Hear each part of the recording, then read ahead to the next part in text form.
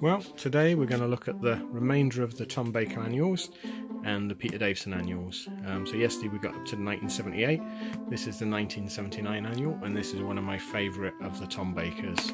The artwork has got much better, the stories are much better, not as mad, and it's obviously written by someone that has at least watched the programme. The artwork is really nice, and there's still some filler. So you've got things like the game. Not as much filler, I don't think, as most years. Lots of things, lots of sort of articles about the mythical creatures that aren't in this one, which is nice. Lots of reference shots from other TV shows and films that they've used. So obviously that's Tom Baker on Moonbase Alpha in the main mission.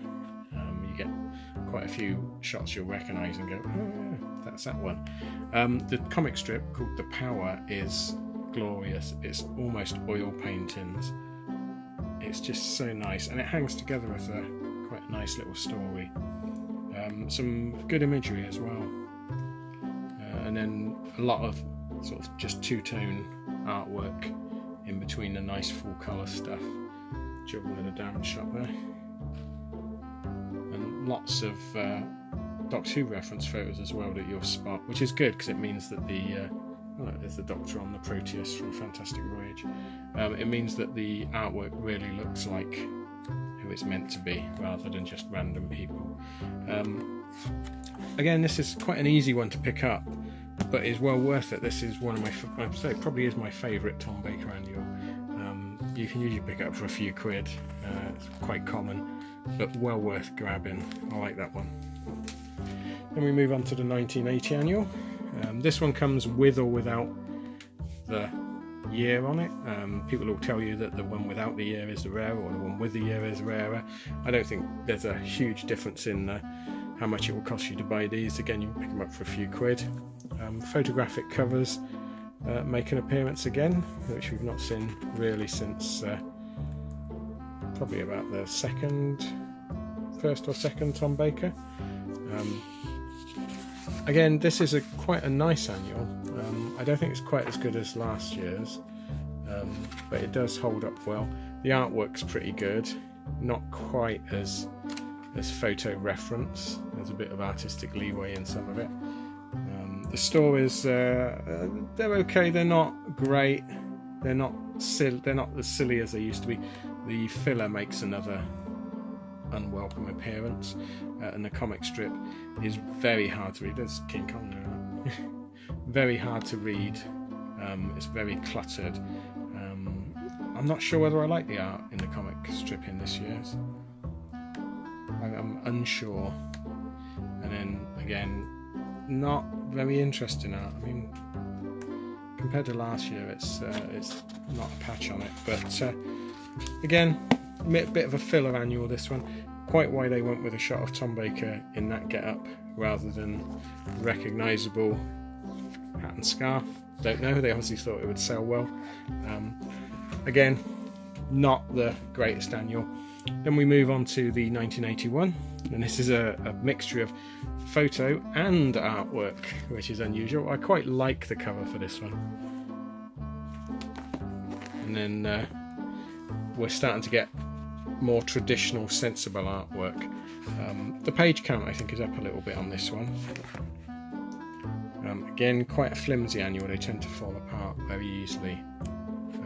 I must admit, I've not read all the stories in this book. I read a couple of them, and I was bored by them. They're not my cup of tea, really. Quite sort of bland, sort of dull. The comic strip is a bit of a waste of time as well. It's very a fluff piece about K9.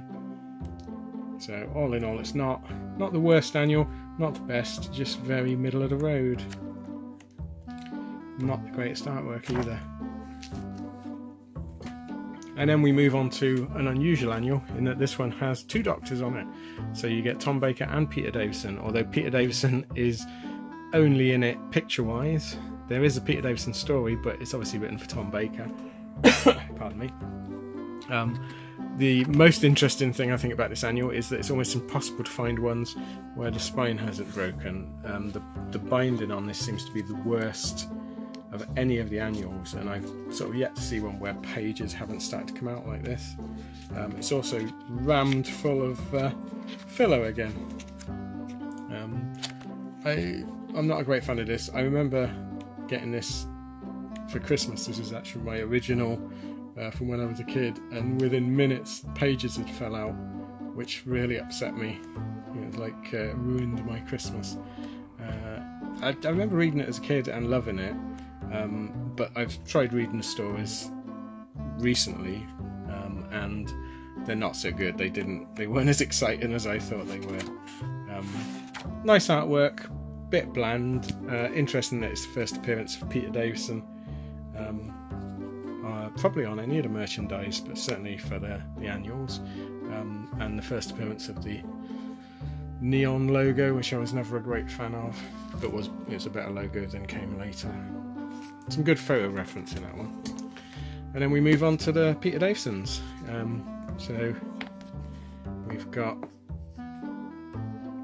I'm trying to think of the year of this one. This would be about 82, I think, 83. This is, I think, a really good annual, certainly the best of the Davisons, and probably better than anything since the Pertwees, better than most of the Bakers. The artwork is more traditional. The stories are really well written. The comic strip is actually quite interesting. Not the greatest likenesses to some of the stuff, but it works really well. I loved this as a kid, the annual, and when I reread it, I loved it again. I think it's worth tracking down. There's a reappearance of actual information about the show, which again we've not sort of seen since probably the Hartnells. Not as much filler, anywhere near as much filler as you normally get. The binding is still a bit of a problem, and is basically for the rest of the annual's run. But yeah, if you see this one, I'd grab it because it's a really good read. One of the better bits of Davison merchandise. Then we move on to they stopped putting the years on, so I'm not sure what years these are.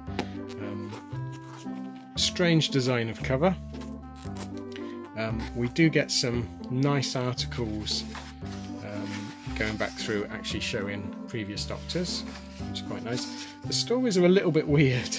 They're okay, but they're not quite as mad as some of the Troughtons, but a bit weird for Davison. There's a nice article on costume design there. Not the greatest likenesses in the world, but they sort of do the job. Worth reading this one because it is quite amusing in places where the stories just become very weird. Not quite, like I say, not quite as bad as the 60s, but very weird for what the rest of Davison's era was like. So that's it for those annuals. So next time we'll look at the Colin Bakers, and we'll also have a look at the two specials that they did, compiling these annuals together. But thank you for watching. Hopefully you found some interest there, and I'll see you again. Thanks then. Bye.